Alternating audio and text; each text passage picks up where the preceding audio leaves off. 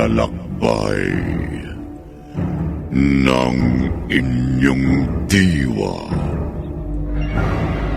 Pagsaksi sa mga pangyayaring hindi mo sukat akalain.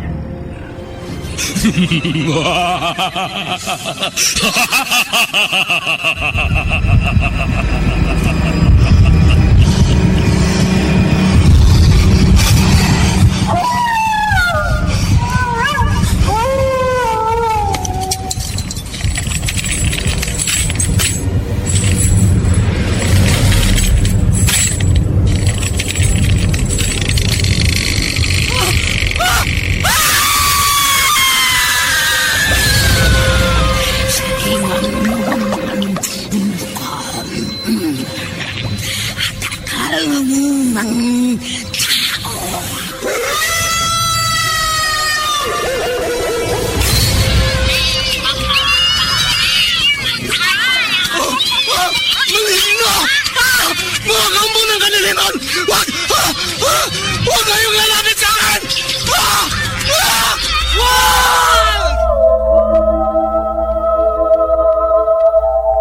Mga kababalaghang hindi kayang tanggapin ng inyong isipan.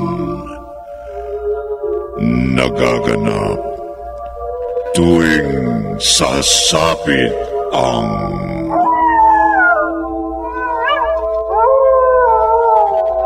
gabi ng lagi.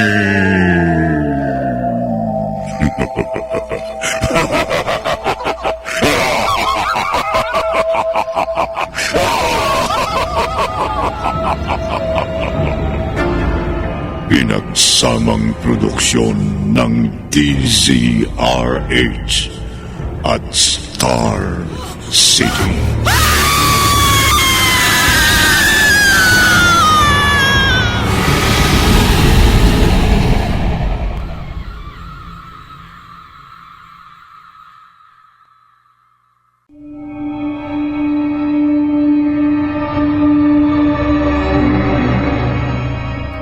Magandang gabi, kaibigan.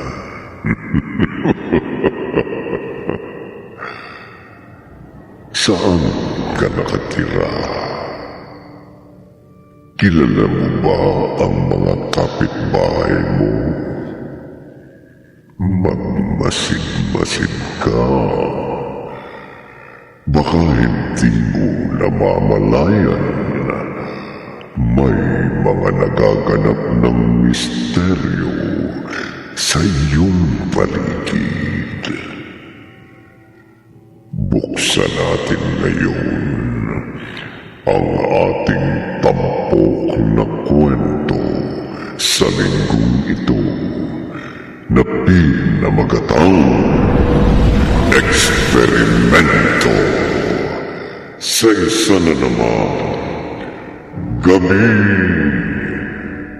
ng lagi.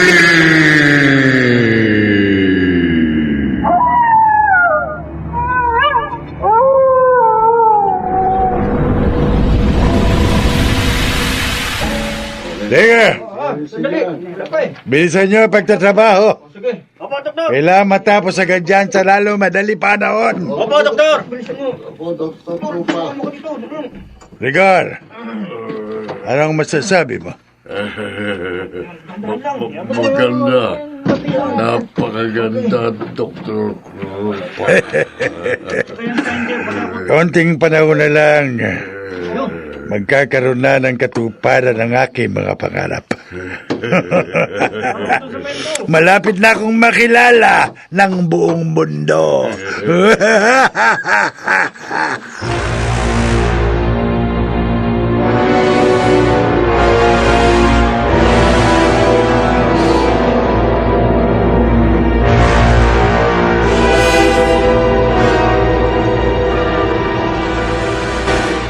Bukas na umaga tayo, ha? Ilang araw na lang Wala na kami.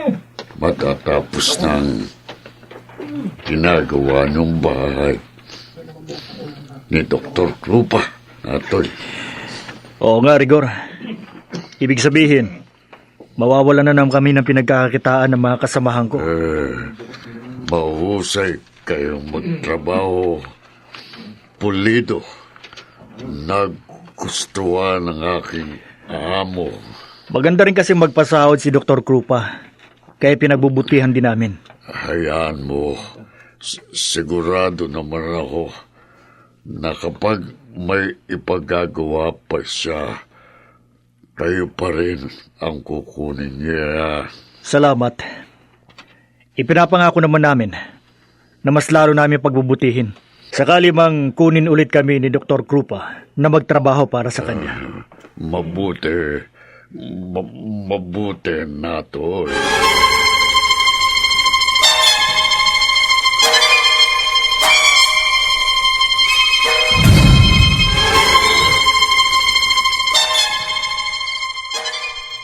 Ano ba talagang balak ng Dr. Krupa na yan?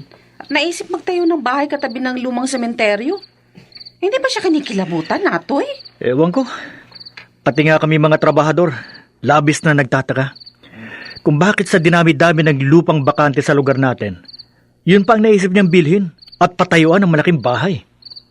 Baka kasi mura lang ang pagkakabili niya dun. Siguro nga. Saka isa pa, sa mga katulad niyang doktor, sana na sila makakita at humawak ng mga patay. Kaya hindi na sila natatakot. Sa bagay, wag lang mabulabog ang mga patay. At sigurado, gabi-gabi, hindi siya patatahimikin ng mga ito.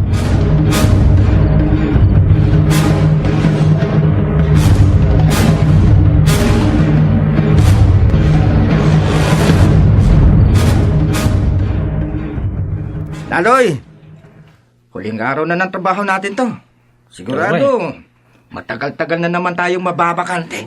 Di bale, nangako naman si Rigor na tayo pa rin ang kukunin nila sakaling may papagawa pa silang trabaho. Ang tanong, kailan? Alam mo naman, gutom ang aabutin ng pamilya natin kapag wala tayong trabaho. At karamihan sa atin, ayaw nang makipagsapalaran sa Maynila. Bukod sa malayo na tayo sa mga mahal natin sa buhay. Hindi naman kalakihan ang kinikita natin dun . Umasa na lamang tayo na agad nila tayo ipapatawag.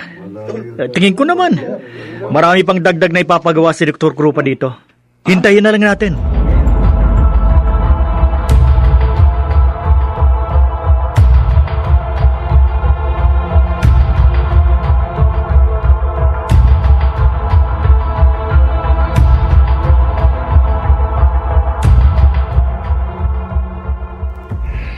Tapos na, Rigor. Napakaganda ng pagkakagawa. Lahat ay naaayon sa mga plano ko. Oo nga, Dr. Krupa. Rigor, sino sa mga naging trabahador natin ang taga rito sa lugar na ito? Yung malaking lalaki. Yung tinatawag nilang Natoy. Natoy? Oo. Ganun ba? Teka, puntahan mo siya. Gusto ko siyang makausap. Bakit ho, Dr. Krupa? May pagagawa ko sa kanya na isang napakahalagang bagay.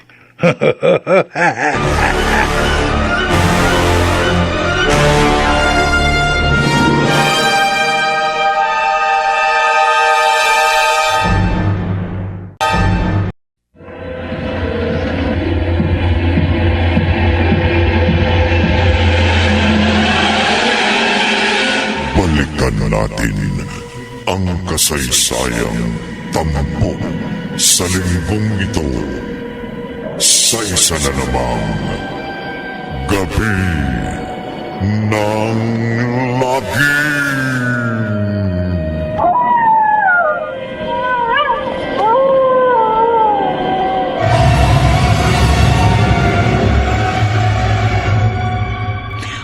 Ella, Tapos na pala yung malaking bahay na pinagagawa doon sa may tabi ng sementeryo.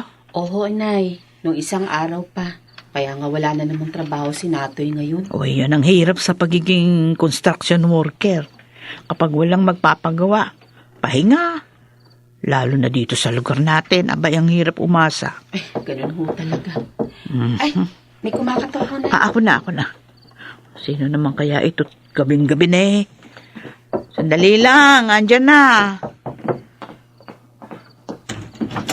Sino bang... Magandang gabi.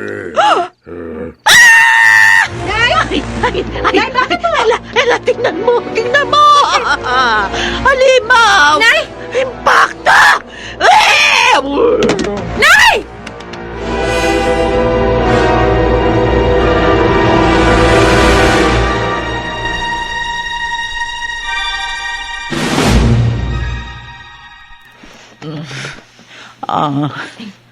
Nagkakamalay na siya. Nay? Ang impacto. Ang halimaw. Nasaan na? Nay, wala hong halimaw o impacto. Ano? Yun nakita nyo, tauhan mo yun ni Dr. Krupa. Tauhan? Oo, Inay. Nakita na namin yun ni Lani nung misang maghatid kami ng pagkain doon para sa mga trabahador. Tao ba yun? Oh! Bakit ganun itsura?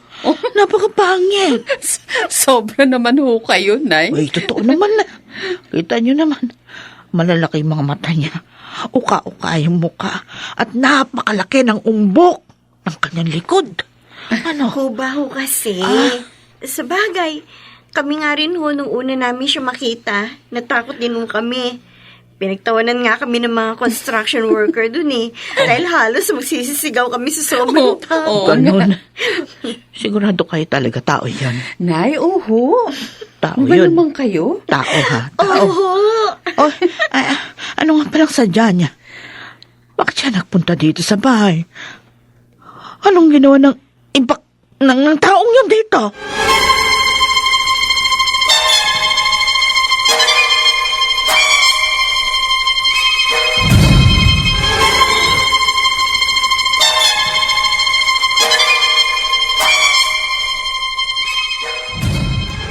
Pasensya ka na kanina, Natoy, kung natakot ko si Aling Kukuring. Wala yon. Kami nga ang dapat humingi ng paumanhin sa'yo. Dahil sa naging reaksyon ni Inay Kuring pagkakita sa'yo. Nakakatakot naman talagang itsura ko. Kahit sino matatakot. Pero sanay na ako doon. Sanay na akong katakutan ng mga tao. Ano nga pala ang sadya mo? Bakit ka na pa rito sa bahay namin? Pinapunta ko dito ni Dr. Krupa. Ha? Gusto ko niya makausap. Tungkol saan? Saan niya mo na malalaman? Sumama ka na lang sa akin sa kanyang bagong bahay katabi ng sementeryo.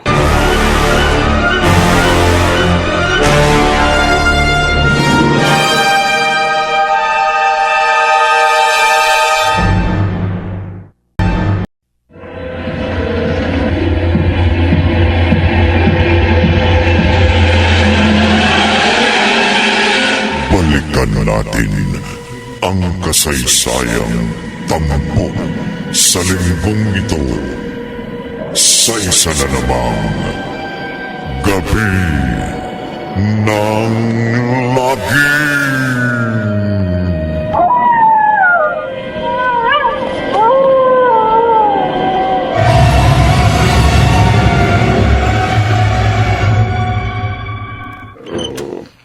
Pumasok ka. Ano ba talagang sadya sa akin ni Dr. Krupa, Rigor? Hindi ko alam. Saan niya mo malalaman? Salamat. Pinaunlakan mo ang pahinyaya ko sa iyo, Natoy. Doktor. Dok. Lika, lumapit ka dito. Sige na. Sige na. Mabuka. Salamat ho. Alam ko, nagtataka ka kung bakit ipinatawag kita. Bakit ho ba? Ano bang dahilan? Gusto mo ng trabaho? Trabaho? Babayaran kita ng malaki. Wala kang ibang gagawin kundi sundin ang anumang ipag-uutos ko. Ho. Madali lang naman ang magiging trabaho mo. Kailangan lang na maging malakas ang loob mo at matibay ang sikmura. Doktor, ano ho bang trabaho ang iniaalok niyo sa akin?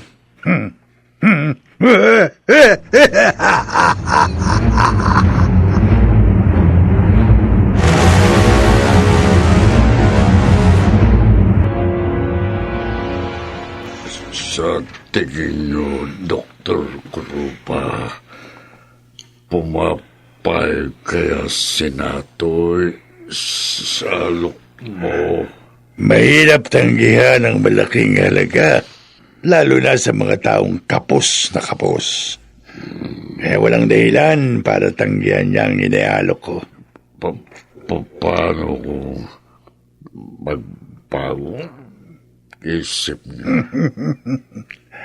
Hindi mangyayari yun, Rigor. Katulad ng sinabi ko, malaking halaga ang iniaalok ko sa kanya. Kaya siguradong papayag siya. Pero kung sakali man... Kung sakali, ano, Doktor? Kung sakali man, alam mo na kung anong gagawin mo. Walang dapat na ibang makaalam sa ginagawa natin. Lalo na kung magiging sagabal siya sa ating mga plano.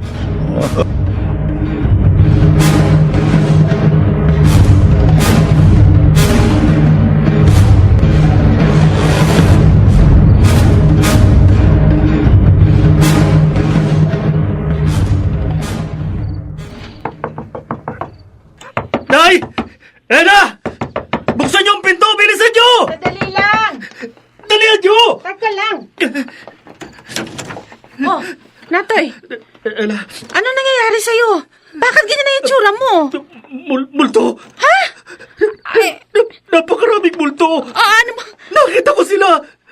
Sa lubang sementeryo!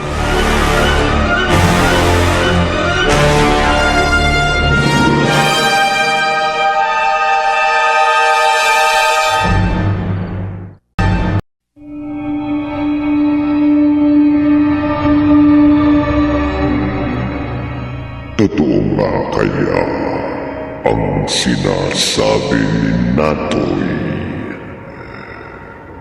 Pakinggan bukas ng gabi ang ikalawang bahagi ng ating tampok na kwento sa linggong ito na pinamagatang Eksperimento sa isa na naman gabi ng lagi.